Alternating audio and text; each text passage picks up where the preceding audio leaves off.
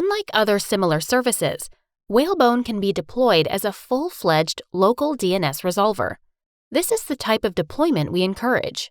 The installation is fairly simple. All you need is access to Whalebone portal and a virtual or physical server, which is rather undemanding in terms of hardware. First, let's take a look at system requirements.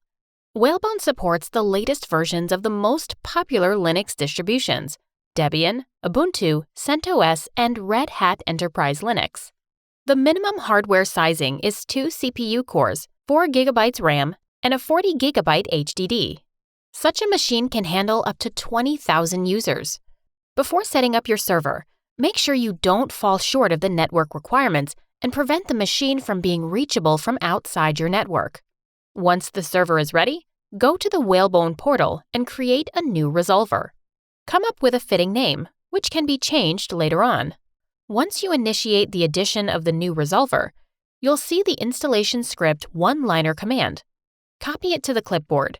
At this point, access the terminal of the server created for this resolver. All that's left to do is to run the installation script previously copied to the clipboard. The installation shouldn't take more than a couple of minutes. The script will inform you about the progress. If the installation wasn't successful, send us the installation log and we'll look into it. Before long, the status of the resolver changes.